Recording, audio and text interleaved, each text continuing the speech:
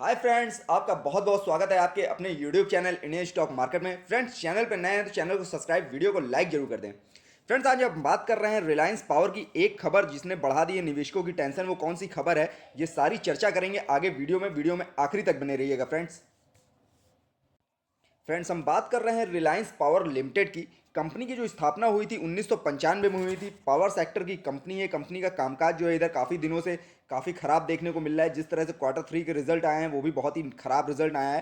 Company का जो market cap है प्रेजेंट में करीब 4,811 करोड़ के आसपास का है। शेयर होल्डर्स की संख्या इसमें 35 लाख के आसपास है।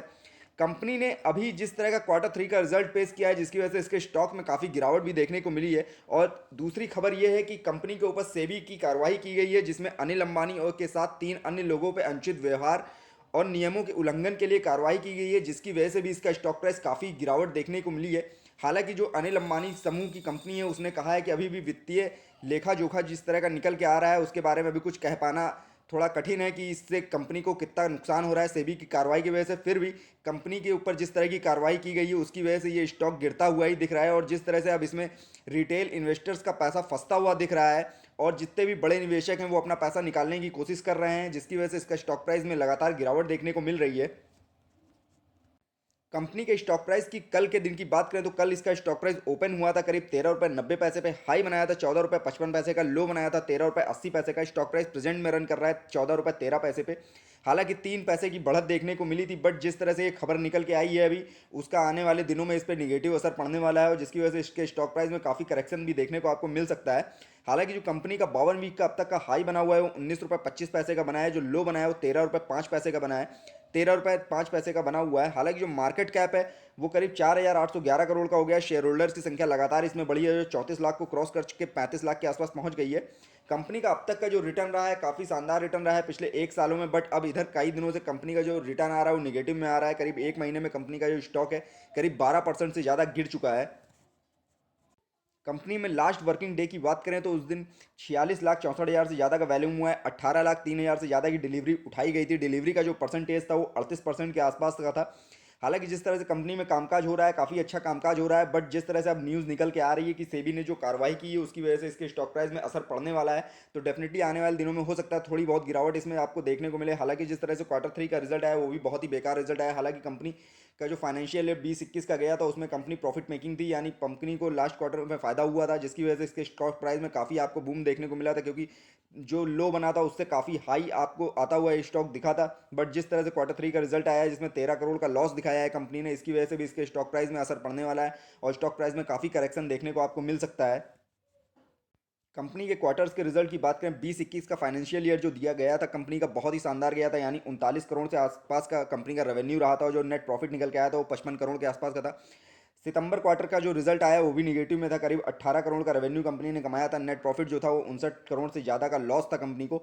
उसके बाद दिसंबर क्वार्टर का जो रिजल्ट पेश किया उसमें भी 4.5 करोड़ से आसपास का रेवेन्यू कंपनी ने कमाया। नेट प्रॉफिट जो दर्ज किया वो -72 करोड़ का है यानी कंपनी अभी भी घाटे में है और लगातार घाटे में 2 क्वार्टर्स 3 क्वार्टर्स चली आ रही है जिसका असर इसके स्टॉक प्राइस में देखने को मिलेगा। और जिस तरह से स्टॉक प्राइस अभी काफ़ी दिनों से करेक्शन होने के बाद 10-12 रुपए से बढ़ता हुआ 14-15 रुपए को क्रॉस कर रहा था, ये स्टॉक प्राइस फिर से आपको नीचे आता हुआ दिख सकता है। तो अगर आपका इसमें नया निवेश का नजरिया है तो आपको रुकना चाहिए, थोड़ा सा वेट करना चाहिए। गिरावट में इसमें खरीदारी करनी चाहिए क्योंकि फंडामेंटली कंपनी बहुत वीक तो नहीं है बट जिस तरह से खबरें निकल के आ रही हैं उसका फ़ायदा अभी मिलता हुआ नहीं दिख रहा है और स्टॉक प्राइस में आपको थोड़ी गिरावट देखने को मिलेगी। तो गिरावट का फ़ायदा आपको उठाना चाहिए। जब इस स्टॉक में गिरावट हो, ये स्टॉक आपको 12-11 रुपए के आसपास के लेवल पे मिले तो आपको इसमें फ्रेश एंट्री करना चाहिए। लॉन्ग टर्म का नजरिया रखना चाहिए क्योंकि शॉर्ट टर्म में जिस तरह की खबरें निकल के आ रही हैं इससे शॉर्ट टर्म के नजरिए में आपको प्रॉफिट मिलता नहीं दिख रहा है। बट लॉन्ग टर्म के नजरिए से रुकेंगे तो पावर सेक्टर की कंपनी है, डिमांड बढ़ती रहती है तो जिसका फ़ायदा इस कंपनी को मिलता रहता है। तो स्टॉक प्राइस में भी आपको थोड़ी बहुत तेज़ी देखने को मिल सकती है।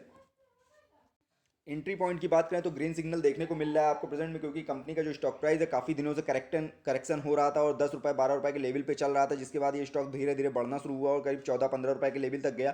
वापस फिर ये गिरावट के साथ 14 रुपये के लेवल पे चल रहा है। तो एंट्री पॉइंट के नज़रिए से तो सही नज़रिया है बट जिस तरह की खबरें निकल के आ रही हैं तो इसमें गिरावट की संभावनाएं भी बढ़ रही हैं। तो जिसकी वजह से अगर आपका नज़रिया लॉन्ग टर्म का है तभी इसमें एंट्री करनी चाहिए। शॉर्ट टर्म के नज़रिए से आपको थोड़ा रुकना चाहिए इसमें। नो रेड फ्लैग यानी कंपनी में किसी तरह का कोई रेड फ्लैग भी नहीं है और कंपनी को सेबी द्वारा किसी भी एएसएम या जीएसएम लिस्ट में नहीं डाला गया। हालांकि जिस तरह से अनिल अंबानी के ऊपर अनुचित व्यवहार और वित्तीय लेन देन को लेकर कार्रवाई की गई है उसकी वजह से इसके स्टॉक प्राइस में आने वाले दिनों में थोड़ी बहुत गिरावट देखने को मिल सकती है आपको। कंपनी के रिटर्न को एफडी से कंपेयर करेंगे तो एफडी से शानदार रिटर्न इसका नहीं निकल के आ रहा है प्रेजेंट में, क्योंकि काफ़ी एक साल का रिटर्न ही थोड़ा बेहतर है, बाकी सारे रिटर्न इसके ख़राब हैं। और डिविडेंड की बात करेंगे तो कंपनी बहुत अच्छा डिविडेंड भी प्रोवाइड नहीं कर रही, क्योंकि कंपनी लगातार लॉस में थी। कंपनी जब प्रॉफिट में हुआ करती थी तब कंपनी ने थोड़ा बहुत डिविडेंड दिया था। इधर 2-3 सालों से कंपनी ने किसी तरह का कोई डिविडेंड भी अपने शेयर धारकों को नहीं दिया है। कंपनी के अब तक के रिटर्न की बात करें तो 3 महीने में कंपनी का जो रिटर्न है वो 4% से ज़्यादा है। हालांकि एक महीने में करीब 12% से ज़्यादा स्टॉक गिर चुका है। एक साल का जो रिटर्न है वो 335% से ज़्यादा है। 3 साल में 24% से ज़्यादा का रिटर्न है। 5 साल में निगेटिव रिटर्न है, यानी 67% निगेटिव का रिटर्न दिया है। ओवरऑल एक साल का रिटर्न ही इसका थोड़ा बहुत देखने को मिल रहा है, बेहतर है। 355% का जो रिटर्न दिया है, 3 साल में 24% का रिटर्न है, वो भी ठीक ठाक रिटर्न है। बट जिस तरह से एक महीने में स्टॉक 12% से ज़्यादा गिरा है, अभी थोड़ी बहुत गिरावट और देखने को आपको मिल सकती है। तो इसमें गिरावट में खरीदारी का नजरिया बन जाइए, क्योंकि गिरावट में ही इसमें समझदारी है खरीदारी करने में। क्योंकि लॉन्ग टर्म के नज़रिए से रुकेंगे तो इसमें काफ़ी अच्छा प्रॉफिट गेन करता हुआ दिखेगा आपको, क्योंकि जिस तरह से एक साल का रिटर्न कंपनी ने दिया है, जो लो बना था इसका, उसके बाद जो हाई बनाया था, काफ़ी अच्छा रिटर्न इस दौरान कंपनी का देखने को मिला था। तो इसमें अगर गिरावट हो रही है तो गिरावट में ही खरीदारी करने का नज़रिया रखिए अपना, क्योंकि अभी जिस तरह की खबरें निकल के आ रही हैं, इससे इस कंपनी का जो स्टॉक है उसमें थोड़ी बहुत करेक्शन होने की उम्मीद जग रही है। क्योंकि जिस तरह से मार्केट के जो एक्सपर्ट्स हैं वो भी इसमें इस समय सेल की कॉल कर रहे हैं।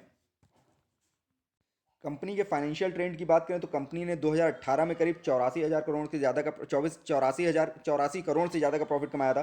2019 में लॉस हुआ था जो 2,000 करोड़ से ज़्यादा का था। 2020 में भी 4,000 करोड़ से ज़्यादा का लॉस था। बट 20-21 का जो फाइनेंशियल ईयर कंपनी का बीता था वो प्रॉफिट मेकिंग बीता था, यानी 23 करोड़ का कंपनी ने प्रॉफिट कमाया था। बट इधर लास्ट के 2 क्वार्टर्स के जो रिजल्ट आ रहे हैं उसमें कंपनी का घाटा फिर से दर्ज होने लगा है, यानी कंपनी फिर से लॉस में आ गई है। जिसकी वजह से इसमें उम्मीद जग गई है कि 2022 का जो फाइनेंशियल ईयर का रिजल्ट आएगा वो भी निगेटिव में ही आने वाला है। तो उसकी वजह से भी स्टॉक प्राइस में गिरने की संभावनाएं ज़्यादा बन रही हैं।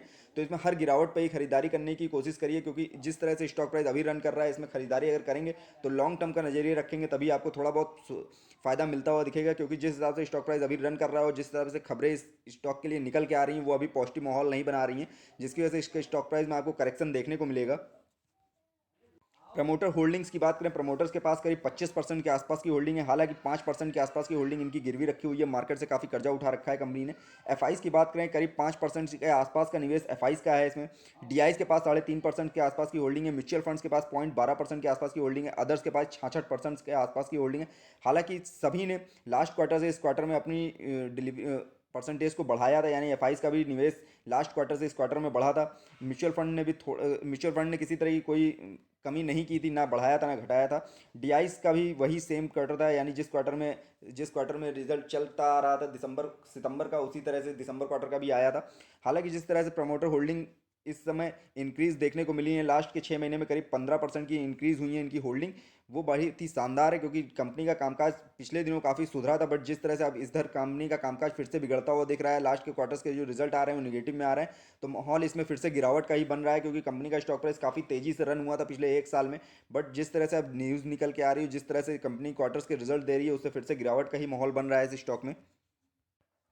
ईवेट लेवल की बात करें तो स्टार्टिंग के फर्स्ट टारगेट्स इसके क्या है। पहला टारगेट इसका 14 रुपये 80 पैसे का है। दूसरा टारगेट 15 रुपये 45 पैसे का है। तीसरा टारगेट 15 रुपये 80 पैसे का है। उम्मीद कम है कि ये तीनों टारगेट अभी कुछ दिनों में आपको ब्रेक होते हुए दिखेंगे जी, क्योंकि जिस तरह की खबरें निकल के आ रही हैं इसमें गिरावट की संभावना बन रही है। पहला सपोर्ट इसे 13 रुपये 80 पैसे का मिला हुआ है। दूसरा सपोर्ट 13 रुपये 45 पैसे का है। तीसरा सपोर्ट 12 रुपये 80 पैसे का है।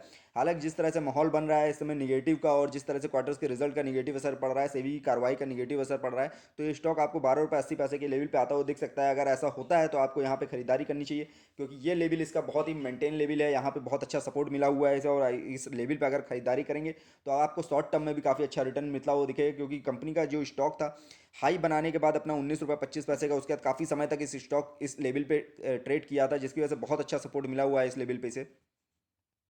कम्युनिटी सेंटीमेंट की बात करें तो इस समय जिस तरह का माहौल बना हुआ है नेगेटिव का, सेबी की कार्रवाई का, और प्रेजेंट में जो मार्केट में इन्होंने अपना रिजल्ट पेश किया है उसकी वजह से इसमें 95% सेल की कॉल है, 5% बाई की कॉल है। ओवरऑल अब सब लोग इसको सेल करने की सलाह दे रहे हैं। हालांकि अगर लॉन्ग टर्म के नज़रिए से इसमें रुकेंगे तो एक तरह का पैनी स्टॉक आपको कह सकते हैं। लॉन्ग टर्म के नज़रिए से रुकेंगे तो काफ़ी अच्छा हो सकता है आपको रिटर्न देखने को मिले। बट जिस तरह में जैसी कॉल अभी निकल के आ रही है, जैसा माहौल बना हुआ है इस स्टॉक में, वो सब सेल करने की सलाह दे रहे हैं इसमें। हालांकि अगर आपका लॉन्ग टर्म का नजरिया है तो आप इसमें बने रह सकते हैं। लॉन्ग टर्म में कंपनी कुछ अच्छा करता हुआ दिख सकती है आपको। फ्रेंड्स, ये वीडियो मैंने सिर्फ आपकी नॉलेज पर्पज से बनाया है। किसी भी तरह का निवेश करने से पहले अपने फाइनेंशियल एडवाइजर की सलाह आप जरूर ले लें। फ्रेंड्स, वीडियो देखने के लिए बहुत बहुत धन्यवाद।